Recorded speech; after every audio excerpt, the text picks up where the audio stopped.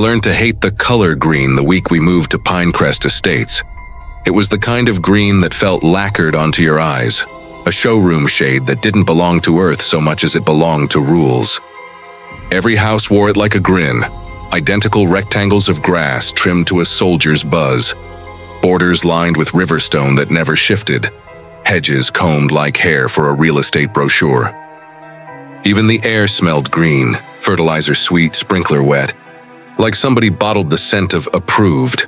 We arrived on a Thursday, me driving the rented box truck while Emily followed in our sedan with our 7-year-old. Lily and our golden mix buddy panting in her lap. We turned off the main road and the subdivision swallowed us whole. Stone gate, brass sign, 2 pillars with cameras tucked into the ivy like little eyes. The HOA welcome packet had called Pinecrest an oasis of order in a chaotic world. The realtor called it stress-free living. I called it a good school district, a shorter commute and a mortgage that fit like a tight shirt. You could breathe, but you felt it all day. We'd barely stopped when he appeared. Greg Henderson didn't walk so much as arrive. That slick way certain men develop after years of being the person other people wait for. He stepped off the sidewalk and into our driveway, as if painted there by the neighborhood set designer. Khaki shorts, tucked polo the color of dead leaves, white visor, mirrored sunglasses that showed me 3 versions of myself, sweaty, tired, already in debt. On his belt was a phone in a case like the holster of a small, efficient gun. Behind him, the lawn stretched out like felt on a pool table. It wasn't grass. It was a surface. No dandelions, no brown, no life. "Welcome, welcome, welcome," he sang, palms wide. "I'm Greg Henderson, president of the Pinecrest Homeowners Association. But please, call me Greg. We're thrilled to have you." He leaned in and offered a handshake that put me off balance. The way some men squeeze too hard to take a measurement. I gave him the measurement he wanted. Friendly, harmless, a man who pays dues. Emily came around the car and smiled the polite smile she keeps for strangers. Lily hid behind her leg. Buddy, who loves literally everyone, did not bark or wag. She stared at Henderson's lawn, nose twitching.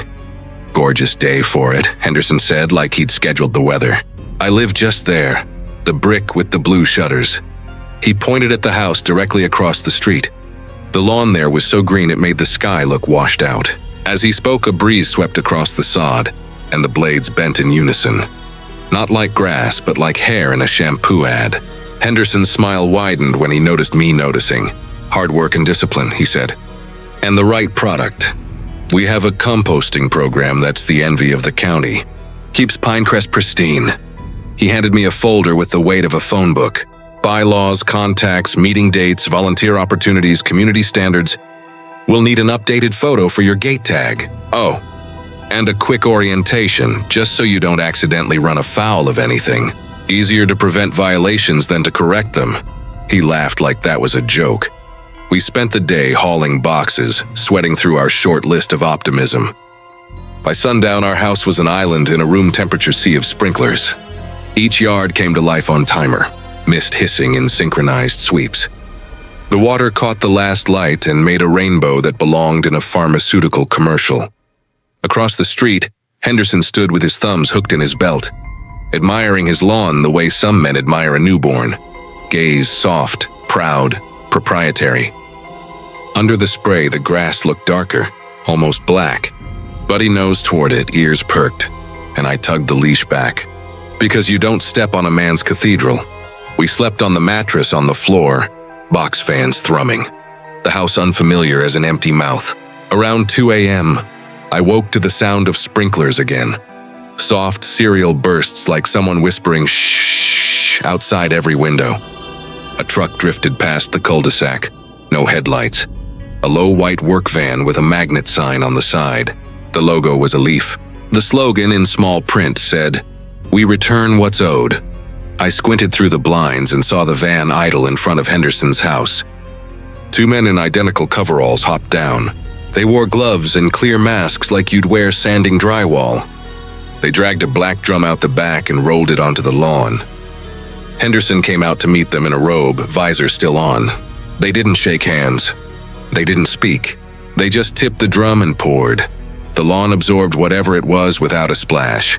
I told myself it was compost tea, something organic, trendy, the kind of thing fancy gardeners do at 2 in the morning so the neighbors don't copy them. I told myself a lot of things in those weeks, the sorts of lies you feed your nervous system so it will let you function. 2 days later, Buddy got loose. It wasn't drama. Lily forgot to shut the garage door while I was adjusting the shelves. And Buddy is a curious animal, a soft bullet made of nose and joy. By the time I noticed, she was already across the street, tail up, nose down, absorbed like a detective. I dropped the wrench and sprinted, calling her name in that embarrassed voice men use when they measure themselves against the image of a man who has his dog under control. Buddy pounced and dug with feral conviction, claws carving the emerald like cake. The hole appeared too fast, a soft place in a hard carpet, and a smell breathed up, sweet like overripe fruit, and something else underneath, a stutter in my chest that said, "Turn around, hey." Henderson's voice snapped like a rake on concrete. He was on us before I realized he'd been watching, visor glinting, teeth bared in a smile that didn't involve his eyes. "She can't do that. There's a sign." I looked. There was no sign, only the hole, a dark mouth in tasteful heaven. Buddy kept digging, whining the way dogs whine at fox dens, at burrows, at secrets. She thumped something buried, something that thunked and rolled against bone or wood or the rigid idea of itself. When she yipped and leapt back, I thought she'd cut her paw on a sprinkler head. Then she did something that froze me in a way no threat ever has. She tried to bury it again. Dogs bury food. Dogs bury guilt. Buddy scraped and scraped to cover whatever she'd touched. Frantic little scoops that said there's something wrong with this. Nobody should see it. Henderson snapped his fingers in a tight little rhythm. "Come," he said, not to the dog, but to me. I scooped Buddy up. Her heart rabbit-thumped against my forearm. Her paws had smeared dark on the green, stains like mascara tears. I murmured apologies and crossed back to our driveway, like a boy scolded for running in church. Behind me I heard the thunk again, as Henderson's toe nudged the thing in the hole, and the whisper of a bag unrolled like secrets. By the time I set Buddy on our garage floor and turned back, Henderson was pressing a square, of sawed into place as neatly as a missing tooth. Spent the afternoon apologizing with a bottle of wine Emily insisted we couldn't afford, and I insisted would be considered neighborly. Henderson accepted it with the poise of a man who's received 1,000 apologies and only remembers the ones he can monetize. He never asked if the dog was okay. He asked if our gate tag photos were uploaded yet. I told him we'd do it tonight. He smiled like a checkbox getting checked. That night, Buddy vomited on the hallway runner. It came up in 2 convulsions, a wet, sour heap with threads of something stringy in it. Emily cleaned it while I held the dog's head and soothed her. "She ate mulch," I said. "It's nothing. We didn't own mulch." Buddy shivered against my palm. Her breath smelled sweet, wrong.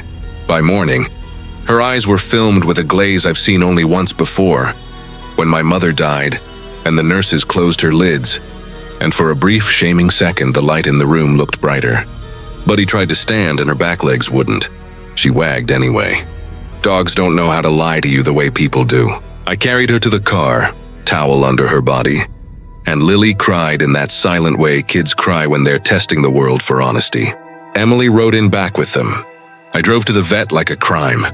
The clinic had a wall of local pet photos that made me want to live in a place where nothing bad happens. A tech took Buddy from Emily with professional compassion, and the vet came in 5 minutes later with a face that prepared us for expensive news. He asked the questions vets ask when they're building a map to the mouth of the problem. What did she eat? Any new plants? Any chemicals on the lawn? Not ours, I said, and I heard the edge in my voice. Our neighbor. He has a landscaping program. She dug on his lawn yesterday. Maybe she ate some fertilizer. What kind? The vet asked. I don't know, I said. The kind people pour out of drums at 2 in the morning. He stared. Drums? It's an HOA thing, I said. As if that explained why the night had a supply chain, they ran blood work. They put a catheter in Buddy's leg and a blanket over her body, and told us to wait in a room where a TV played a loop of a golden retriever catching a frisbee in slow motion, over and over. a perfect circle of joy. The vet knocked gently when he returned, like a man tapping on the door of a grief already inside. Numbers, charts, liver enzymes that belong to no living animal. This is acute toxicity, he said. Was there any chance she got into rodenticide? Or some kind of industrial compost? He trailed off because my face told him he was making an enemy by naming things I couldn't fight. What do we do? Emily whispered. We can try to stabilize her, he said. Fluids, charcoal. But you need to prepare yourselves.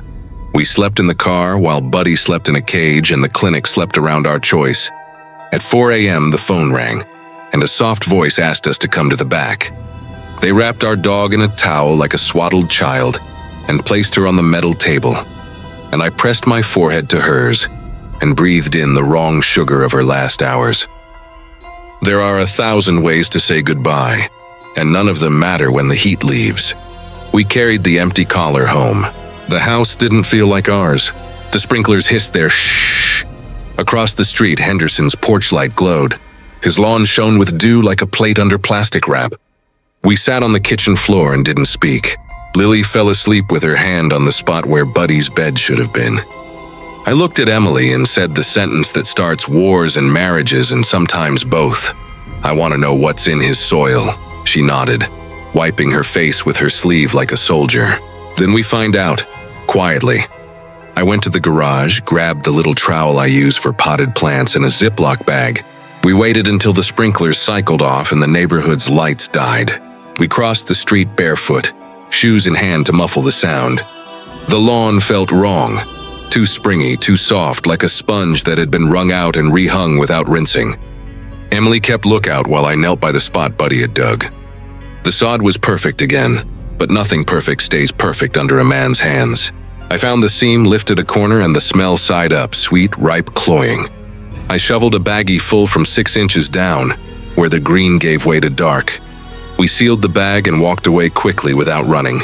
Running makes neighbors look, and neighbors here already knew too much without knowing anything. Emily found a soil lab 2 towns over. No chain store, no website. Just a man in a converted tool shed who tested dirt for contractors who didn't like being told things by salesmen. We paid cash under a different name. We're planning a vegetable bed, she told him. Just making sure the previous homeowner didn't use anything bad. He chuckled and said, they all use something bad. While we waited, life in Pinecrest tightened around us. Henderson slid pamphlets into our mailbox about the volunteer composting committee. A neighbor named Melissa Carter waved from her SUV and asked if she could put our names down for New Faces Night. A man in a neon vest took photos of our trash bins because they were visible from the street 5 minutes too long. We attended the orientation Henderson insisted on. We sat in a windowless room with carpet more expensive. Then our car and listened to a slideshow about sustaining excellence. On the screen were lawns, so green. I began to understand why monks stare at blank walls. They're safer than perfect pictures. There was a slide about the composting program. Henderson got softer while he spoke about it, like a priest sharing a sacrament. We pride ourselves on returning to the earth what belongs to it, he said. All Pinecrest. Pinecrest owned, Pinecrest made. He smiled and the room murmured its approval. The lab called 3 days later. The man didn't sound like a tool shed anymore. He sounded like someone who just found a bullet in his bread. Where did this come from? He asked without saying hello. I need to know where. A friend's yard, Emily said, phone on speaker. We told you. You didn't tell me this, he said. Papers rustled. It's off the chart for nitrogen, but that's not... Look, I've seen everything. Gray water, sewage, blood meal. This isn't animal. It's not cow or fish or chicken. Your nitrates are bound up with keratin, with calcium phosphate. Ratios that don't match bovine or avian. You have markers consistent with human. And the preservative profile? Formaldehyde traces. Embalming fluid, maybe. There are residues I only see in crematory waste. Mercury, antipsychotics, chemo drugs. This soil is a pharmacy of the dead. I looked at Emily and felt my mouth go dry. That's impossible, I said, because you have to say that before the world shows you it isn't.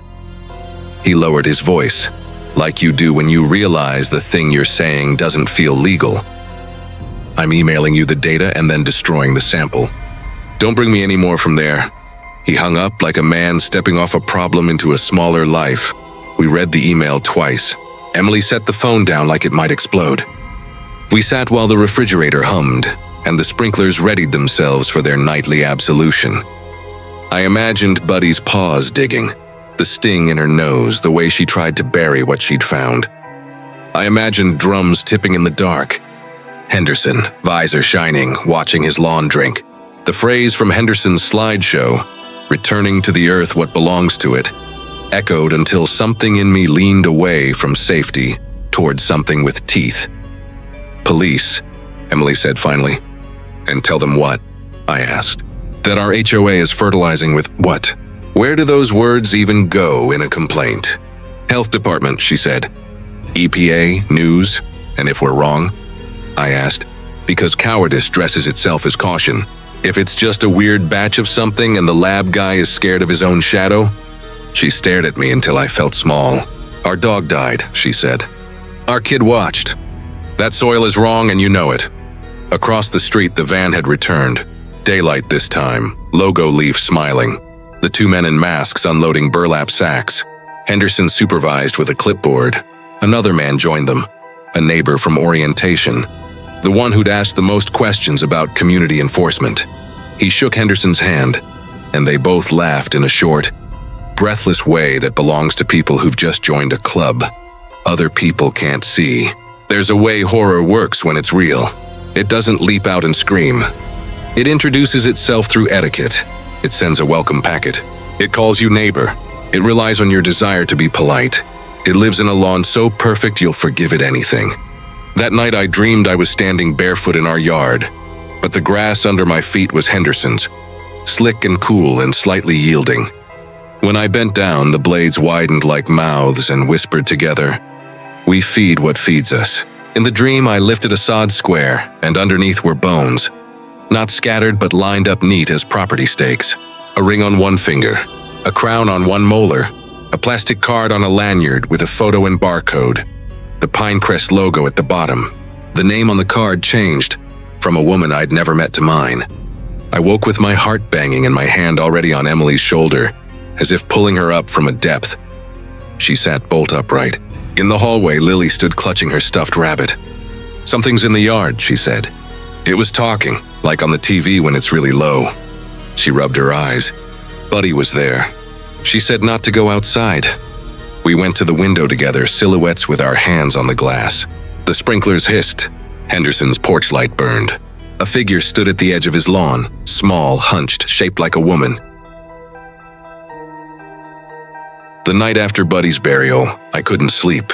The silence outside our bedroom window felt heavier than usual, like the air itself was watching.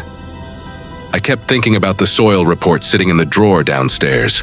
Human DNA. That phrase kept circling my head like a vulture.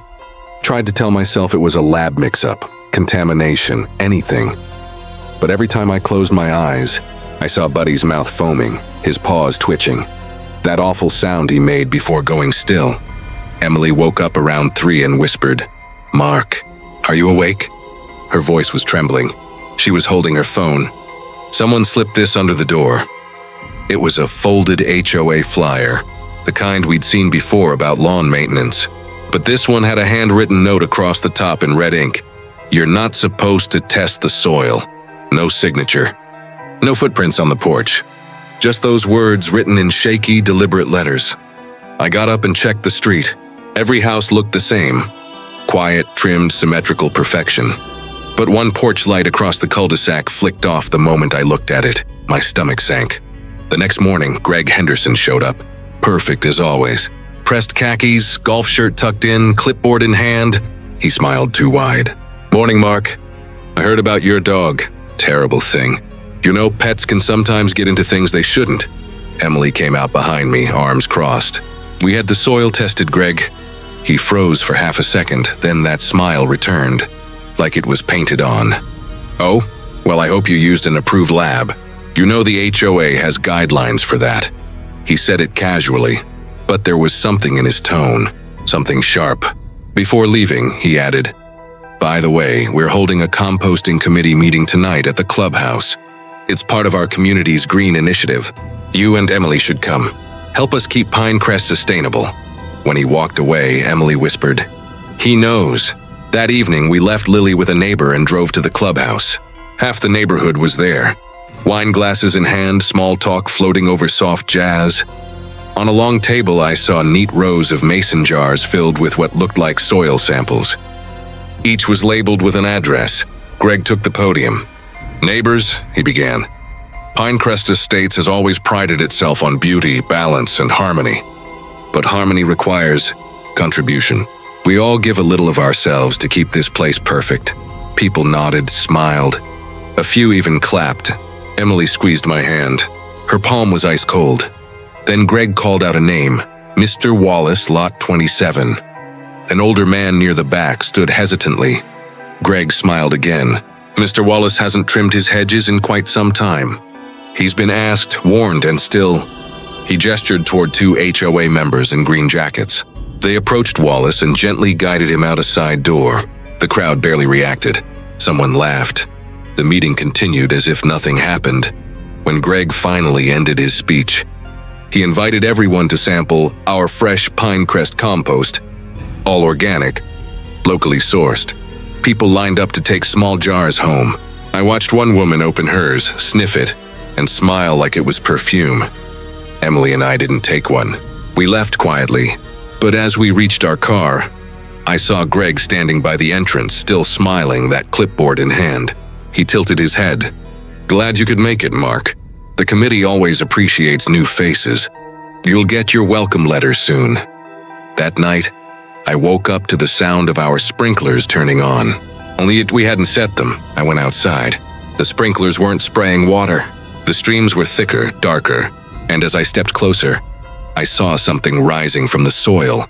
Tiny, pale shapes like fingertips reaching through the grass. I stumbled backward, heart pounding. When I turned toward the house, I saw Emily standing at the window, her face ghost white, whispering something under her breath. "It's feeding time." It's been almost a week since I got the soil test results back, and I still can't sleep without seeing that report in my head. The words "human genetic material detected." The lab tech's voice keeps echoing in my memory, shaking, nervous like he'd read something he wished he hadn't. Every time I walk past Greg Henderson's lawn, I can't look at it the same way. It doesn't look alive anymore. It looks hungry. That deep, even green, the way every blade stands upright and never seems to fade, even when the sun burns the rest of the neighborhood. It's not normal. It's fed. Emily's been quieter than usual. She's trying to keep things normal for Lily, but I see it in her eyes. That same haunted look I have when I think she's not watching. The night after Buddy died, I caught her standing in the backyard, staring across the street at Henderson's house. No light, no sound, just her silhouette against the glass door. When I whispered her name, she didn't even turn. She just said, "It's breathing." I didn't ask what she meant. I already knew. The next morning, Emily handed me her phone, photos she'd taken the night before. In the glow of her camera's night mode, Henderson's lawn looked wet. Not from sprinklers, or something thicker, darker. A faint red hue clung to the soil near the edges. "Mark," she said, her voice cracking, "that's not just dirt." We argued about calling the police. I told her it'd sound insane. Hey, my neighbor's lawn is too perfect and full of human DNA. They'd laugh, or worse, they'd tell Henderson we'd reported him. And I don't know why, but deep down, I was terrified of that man finding out we knew. That night I stayed awake on the couch with a flashlight in my lap and Buddy's old collar in my hand. The silence outside was unnatural. No crickets, no frogs, nothing. Then just past 2 a.m., the sprinklers hissed on. I walked to the window and saw them spraying in perfect rhythm. Each mist burst sparkled under the streetlight like fine dust. And then I heard it. The whisper. Low, rhythmic, almost human. I leaned closer. It came from the lawn. 1,000 voices blending into one. "We feed what feeds us." I stumbled back. Emily woke up to the sound of the flashlight dropping. "Mark, what's wrong?" "Listen," I hissed. But the moment she reached the window, it stopped. "Just water. Just quiet again." She put her arms around me. "You need rest." I shook my head. "No, I need proof." The next evening, while Lily was at a friend's house, we decided to dig. We waited for the streetlights to come on and the neighborhood to fall asleep. Emily held a small garden trowel, and I carried gloves, bags, and a flashlight covered with a red film to keep it dim. Buddy would have been with us if he were still alive. That thought alone kept my hand steady. We crossed the street and stepped onto Henderson's lawn. It was softer than any soil I'd felt, almost spongy, like skin. Emily knelt first, pushing the trowel into the earth. The smell hit immediately, sweet and metallic like rotting fruit mixed with copper. "Oh my God," she whispered. We dug until the trowel hit something solid, a dark shape beneath the surface. I brushed the soil aside and froze. It was a tooth. Human, small, with a silver filling still intact. Emily covered her mouth. "Mark, we have to go." I nodded, bagging the fragment before she could stop me. "We're not leaving without this." Just as I sealed the bag, the sprinklers clicked on again. But it wasn't 2 a.m. yet. Henderson must have activated them manually. Water sprayed over us, cold and sharp, and with it came that whisper again. Louder this time, closer. "We feed what feeds us." We ran back across the street, drenched and shaking. From our porch, I turned to look one last time. Henderson stood there under his porch light, still and smiling. His bathrobe swayed in the breeze. He didn't shout, didn't move, just smiled, wide and knowing. The next day, Emily insisted we take the tooth to the police. But by the time I opened the bag, it was gone. Just dark, crumbly dirt where the tooth had been. The bag smelled faintly of bleach. "I didn't touch it," she said, panicked. "Mark, I swear I didn't." That's when I noticed it. A faint green smear on her fingertips like powdered grass. She washed her hands 3 times, but the stain didn't fade completely. That night, she started hearing them too. The whispers. Only now they came from under our house. I went to the HOA meeting the next evening just to see. Henderson was there, of course, leading the session in his usual crisp polo shirt. He talked about neighborhood harmony and compliance, but then he mentioned a new committee, the composting committee. He said it with a grin, eyes glinting like knives. "We take care of the land," he said. "And the land takes care of us." The room nodded in approval. Every damn neighbor in that room, nodding like puppets. I looked around, searching for someone, anyone who looked uneasy. But every pair of eyes was glassy, vacant, content. That's when I realized it. They knew. Every single one of them. They weren't victims. They were participants. I barely made it home before vomiting in the sink. That night, Emily woke me up, shaking me by the shoulders. "They're in the yard, Mark." I grabbed the flashlight and looked through the blinds. Across the street, 4 shadows moved across Henderson's lawn, each carrying something heavy wrapped in tarp. They disappeared behind his shed. Buddy started growling low, teeth bared, fur standing. The air smelled of ammonia and rot. I shut the blinds. "We're leaving," I said. "Now." Emily didn't argue. She packed Lily's things while I grabbed the essentials: phone, documents, Buddy's collar. Within 15 minutes, we were in the car, headlights off, rolling quietly down the street. I glanced in the rearview mirror as we turned the corner. Henderson was standing at the edge of his perfect lawn, one hand raised in a slow wave. Behind him, the sprinklers began to spray, and for the briefest second, I could swear the mist took shape. Faces, dozens of faces. We didn't stop driving until dawn. It's been 3 days since we left Pinecrest Estates. We're holed up in a cheap motel outside of town. Lily sleeps fitfully. Buddy whines in her dreams. And Emily hasn't spoken more than a few sentences. But last night, when the sprinklers outside the motel clicked on, I heard it again, faint, almost gentle. "We feed what feeds us." I checked the car this morning. There was grass stuck under the wiper blades. Perfectly green, perfectly trimmed. I don't remember a single sound from the house when I woke that night. Only the sprinklers, hissing, soft, insistent. Shh. It was almost polite, almost gentle. Almost, but I knew better. Emily stirred beside me, her breath uneven. Lily was curled under her blanket, muffled snores leaking through the dark. Buddy lay on the floor at the foot of the bed, but his ears twitched like he was listening to something invisible. I tried to tell myself I was imagining it. I tried to tell myself the soil lab had been wrong, the drums had been nothing, that Henderson and his community programs were harmless. But the smell lingered, a dry metallic tang clinging to the edges of my memory. I slipped out of bed, careful not to wake Emily, and walked barefoot to the window. Pinecrest was quiet, too quiet. The sprinklers rotated automatically, casting arcs of light that made the green lawns glow like radioactive glass.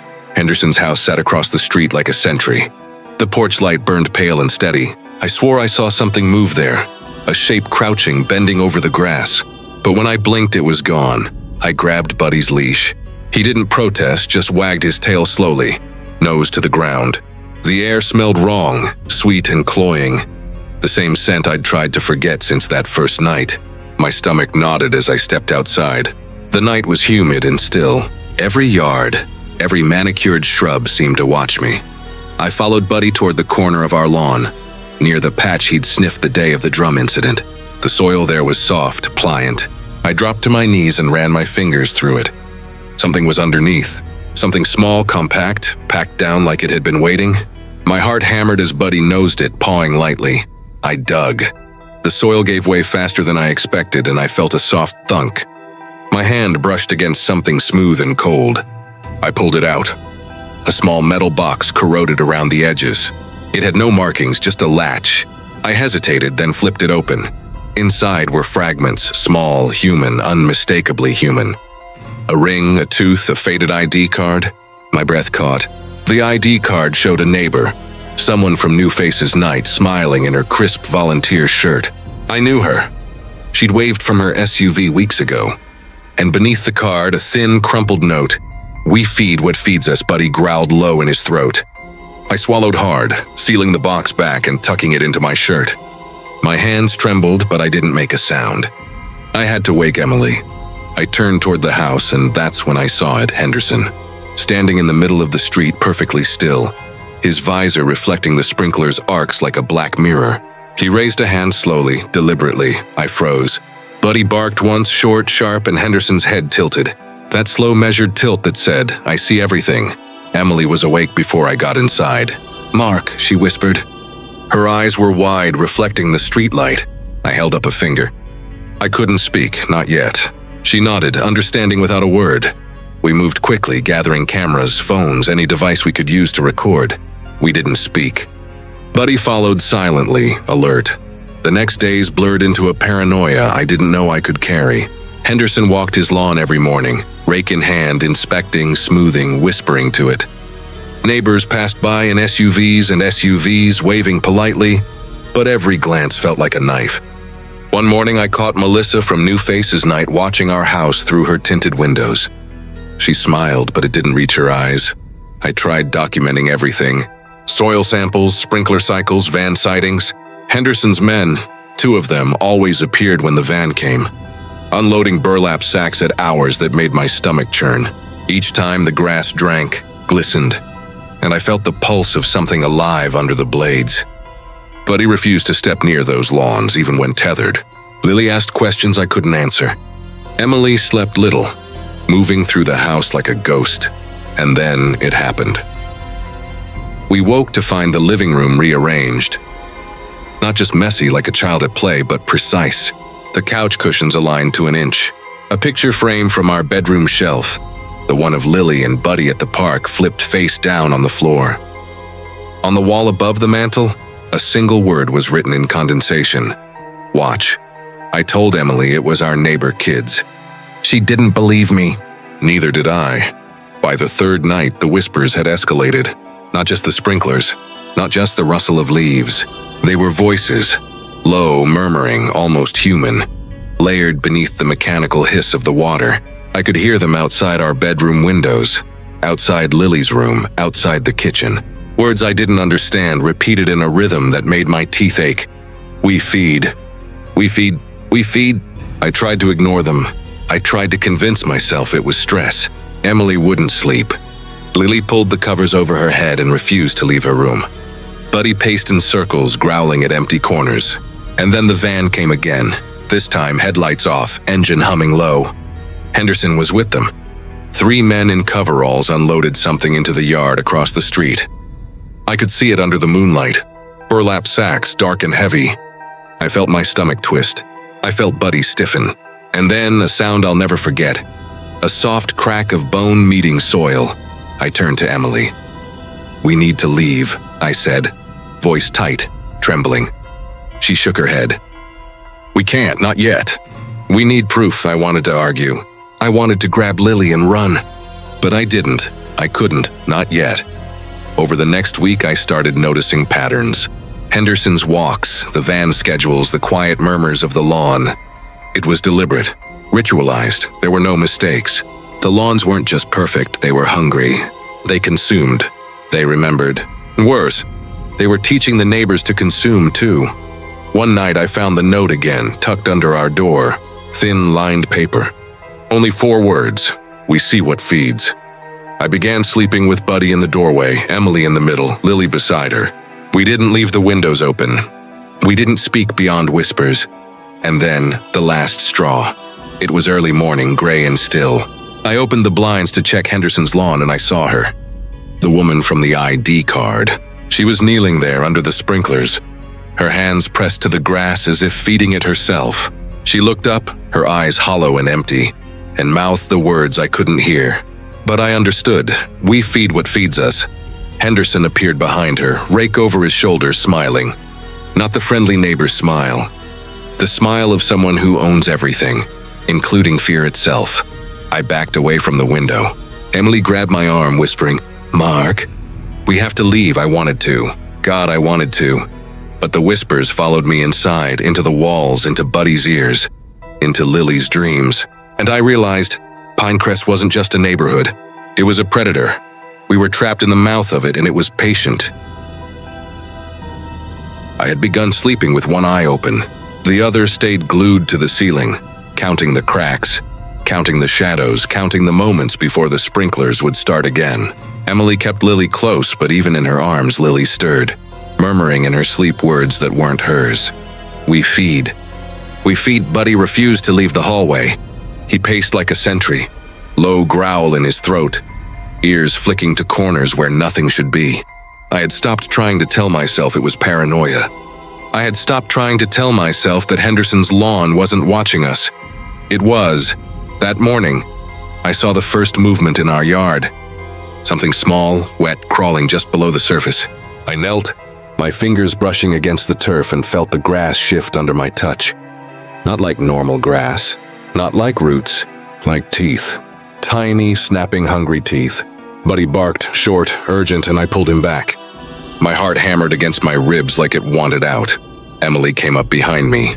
"Mark, what is it?" I shook my head. "I don't know, it's moving." She leaned down and I could see her lips tremble. Lily appeared behind her, still half asleep, hand on Emily's back. "Daddy, the grass. It's whispering," she said, voice soft, almost scared to hear herself. I didn't argue. I didn't explain. I only watched. The van came again that afternoon. Headlights off. Engine a low hum that vibrated through the soles of my feet. Henderson led the men across the street, rake in hand, clipboard tucked under his arm. I watched from behind the blinds as burlap sacks were opened, their contents tipped onto the darkened lawn. The smell hit me first, sweet, cloying, metallic. Buddy whined and pressed against my leg. Lily buried her face in Emily's shoulder, and then I saw it. Bones. Small fragments, some with flesh still clinging. Teeth, knuckle bones. A child's toy. A small plastic doll cracked open. I gagged, stumbling backward. Emily caught me, eyes wide, face pale. Lily clutched her stuffed rabbit, shaking. Henderson smiled, tilting his head, raking the soil carefully, ensuring every fragment disappeared beneath the grass. The sprinklers hissed to life, the water washing over the evidence, over the horror, over everything, and the grass drank it all. That night, we decided we couldn't stay. Not another night. Not another hour. We packed what we could carry. Clothes, our IDs, Lily's favorite blanket, Buddy's leash. Emily whispered over and over, "Quiet." Quietly. I led them through the house, trying not to look out the windows.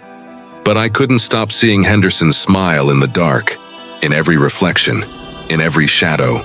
The sprinklers hissed in their relentless rhythm, shh, shh, shh. As we reached the front door, the whispers began. Not from outside, not from the sprinklers, from the walls, from the floors, from the ground beneath our feet. "We feed, we feed, we feed." Buddy barked and lunged, but I held him tight. The moment we stepped outside, the air changed. The street was empty, silent except for the hiss of water. I glanced across the street.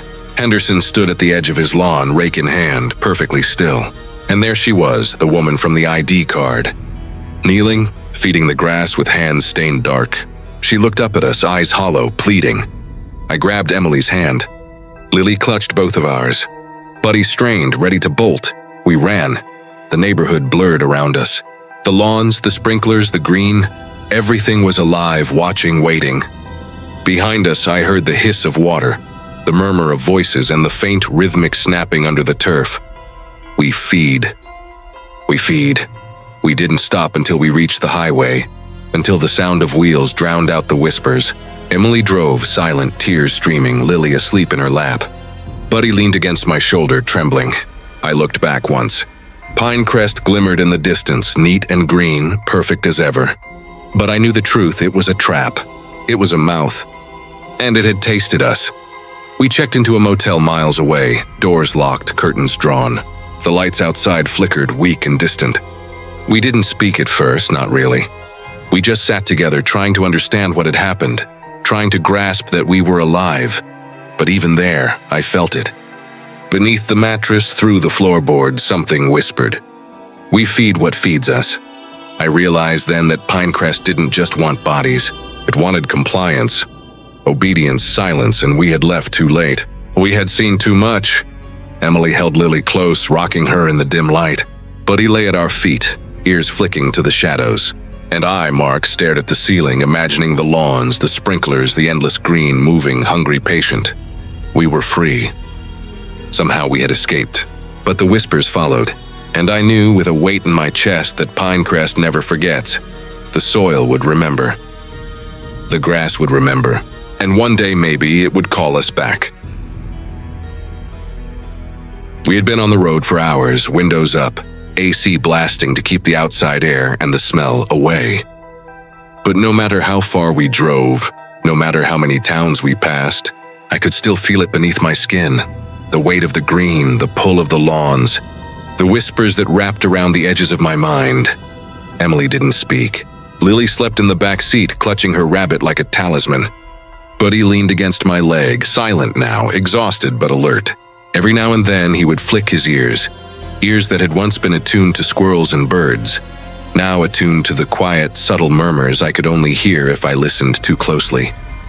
We feed. We feed, we feed. We had thought we were free, but freedom, I realized, is a kind of lie. That evening, we stopped at a small diner on the outskirts of a town that smelled like fried potatoes and bleach.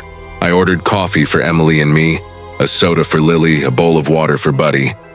I tried to laugh to mask the tension coiled in my chest, but the green, it was always there in the back of my mind, threading through every shadow. The waitress, cheerful in her neon apron, smiled at Lily. "You're a brave little one," she said, and I nodded, gripping Emily's hand under the table.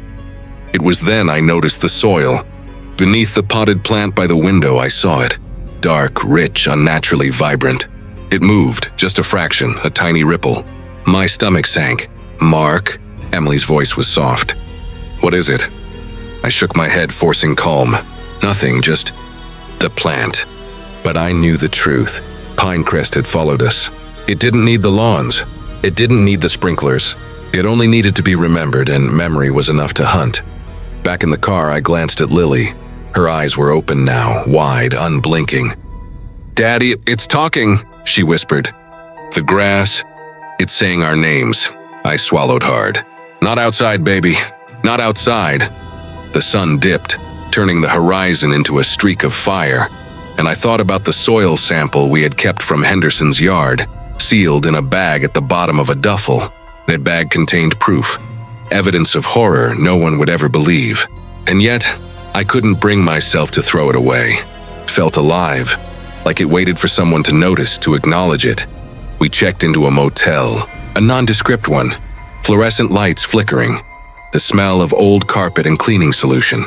Emily pushed the door lock twice, then slid the chain into place. Lily curled into her blanket, Buddy beside her, shivering lightly. I stood at the window, staring at the asphalt, at the parking lot lights. at the thin strip of grass edging the lot. It wasn't Henderson's lawn, but I knew it was watching. That night, the whispers came again. Not soft this time, not polite. They filled the room, coiling around the air vents, crawling along the carpet fibers. I pressed my hands over my ears.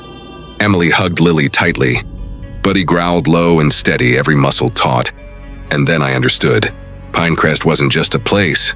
It was a hunger, patience, a memory of things done and undone, bones buried, bodies fertilized, whispers cultivated like seeds, and it wanted recognition. Witnesses, people who had seen, people who remembered. I couldn't let it take us. I gathered the courage to stand. Emily's eyes met mine. "What are you going to do?" "We leave," I said. "We go far, far away. And we don't look back." The drive out of town was silent. Lily slept again, Buddy dozing with his head on the console, Emily's hand in mine. Every mile we put between us and Pinecrest felt like a small exhale. But the whispers never stopped. They rode the wind, followed the hum of the engine, lingered in the space between headlights and shadows. Weeks passed. We found a rental house miles from any subdivision. No HOA, no perfect lawns, no green lacquer on our eyes. We planted our own garden, small and messy. Buddy chased squirrels freely. Lily's laughter returned, uneven and bright. But at night I still hear it. The soft rustle beneath the floorboards, a sighing in the air vents, a faint urgent murmur just below the window. We feed. We feed, we feed. Emily sleeps beside me, breathing steady. Lily's room is quiet, save for the soft rhythm of a child at ease. Buddy rests his head on my chest, and I, Mark, stare at the ceiling, imagining the lawns of Pinecrest stretching endlessly, perfect, patient, unblinking, waiting for someone to remember. We escaped the body. But the soil, the grass, the memory, it will always hunger. And some nights, when the wind moves just right, I swear I hear a lawn whispering my name, and I know. Someday we might answer,